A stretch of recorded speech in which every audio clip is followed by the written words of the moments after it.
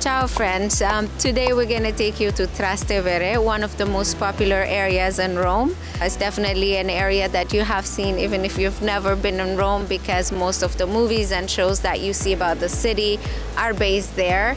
It's a very beautiful place. It's a very popular place with tourists, but it is a popular place for locals as well to come and eat and enjoy the nightlife. This area historically has been an area where people who are not citizens of Rome used to live.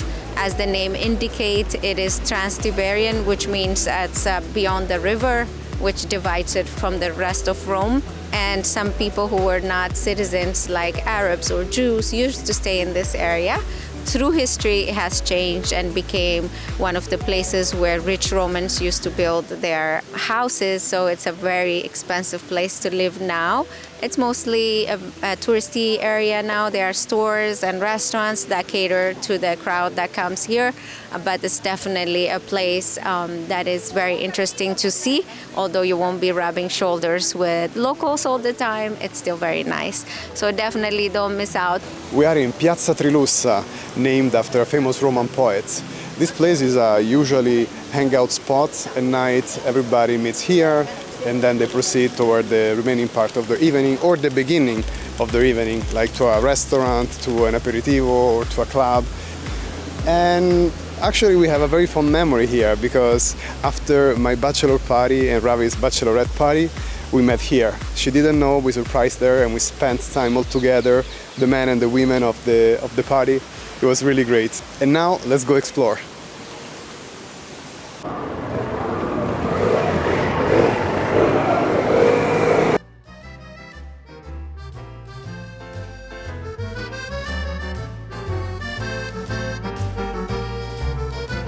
So we are in San Callisto Cafe, which is a very famous bar, not cafe, bar here. It's open. But it's open from like breakfast to happy hour. Throughout the whole day, and depending on the time of the day you come here, the type of crowd changes. And the type of drinks. And the type of drinks, definitely, yes.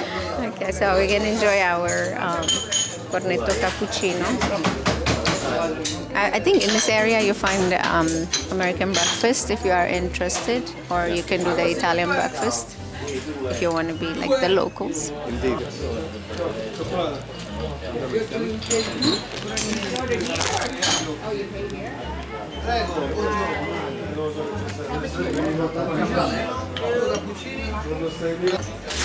Man, I really miss Italian breakfast. It's always a little bit hectic, but that's part of the fun, just standing by standing and eating, standing by the counter. It's a fast thing.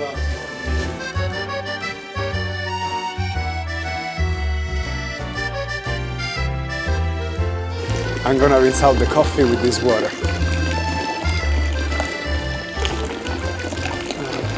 Roman water is fantastic. You can find a lot of little fountains like this scattered around the city. It's so good.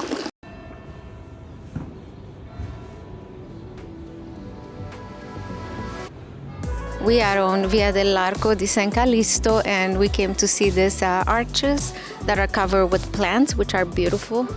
This is a nice place to take a picture.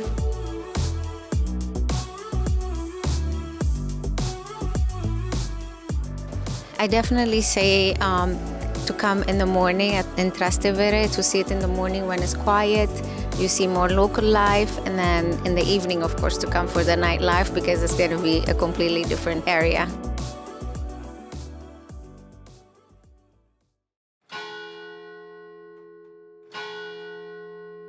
So after a short walk, you will find this square where there is the Basilica Santa Maria in Trastevere.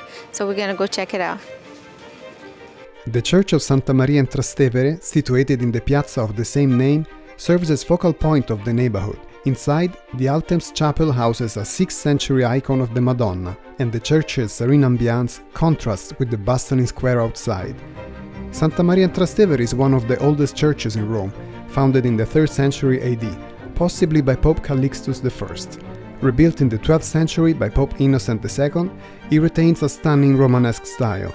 The church is famous for its golden mosaics, its cosmatesque floor, ancient columns repurposed from the baths of Caracalla, and the tomb of Pope Innocent II adds to its historical and artistic significance.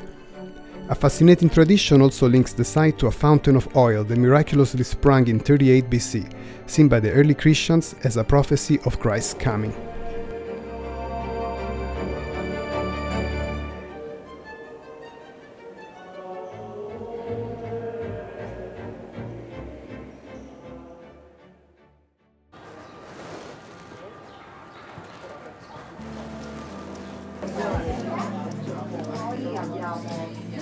So we found this very nice store when we were passing by. I don't know it, and I saw a bag that is so lovely.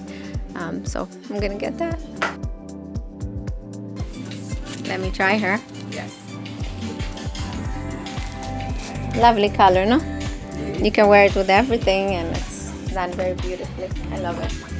And it's 100% leather. They said that it's done in their workshop, so it's done in-house, so it's very beautiful.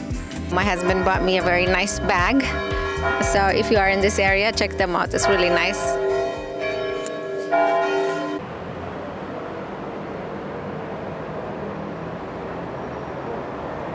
After a nice walk in Trastevere, now we're stopped by for lunch. We are in Trattoria da Teo, which is a very local place where we can try some of the Roman classics. So yeah, we sat here to have some nice lunch. We can eat in many nice restaurants in Trastevere because there are so many. This is very local, very recommended. A lot of our friends like to eat here, and a good friend of mine told us that we have to record this in Trastevere. So we're here, we're gonna enjoy some lunch.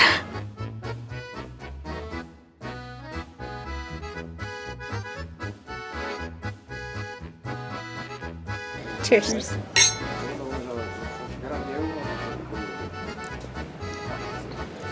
We ordered gnocchi because Thursdays you eat gnocchi. I took mine with the matriciana sauce, and there you're getting the grigia. Yes. Your favorite pasta? Rigatoni alla gricia, yeah, definitely my favorite. For appetizer we got artichoke and calamari with breadcrumbs, and we also got filetto di bacala, which is fried cod. It's first dried and then they rehydrate it and then they fry it.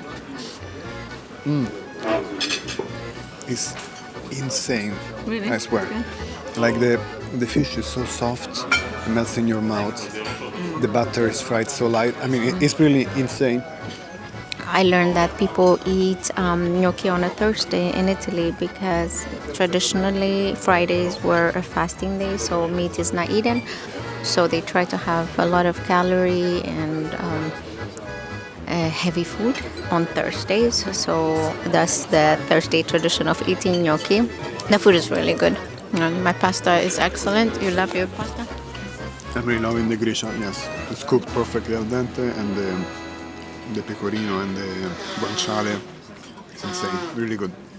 So we really enjoyed the lunch here and also exploring Trastevere again after so many years. But it's really lovely. Definitely come. Like this restaurant that we're sitting in, it's all Romans, and very, very rarely do you see tourists here. It's very lovely.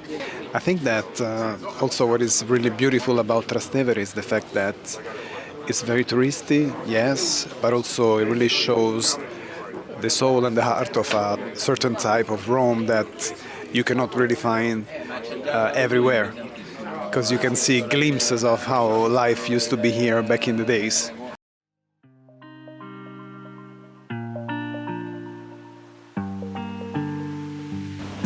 When in Trastevere, make sure to come up here in the Gianicolo Hill, where you can have this beautiful view of Rome. It's like a 180-degree view of the city. It's just gorgeous. Perched 289 feet above sea level, the Gianicolo Hill offers one of the best panoramic views of Rome. Though often mistaken for one of the 7 hills of Rome, it actually stands just outside the ancient city limits, across the Tiber. Once a strategic military point, it played a key role in Garibaldi's defense of the city in 1849, and today his bronze statue stands proudly at the top. Every day at noon, a cannon fires, a tradition dating back to 1847. The hill stretches for about 1.2 miles, dotted with monuments, fountains, and even a historic puppet theater. Whether catching sunrise or sunset, Gianicolo is a must-see when in Trastevere. This is the end of our exploration in Trastevere. If you liked this episode, please consider subscribing. We would love that. It will help us with our channel.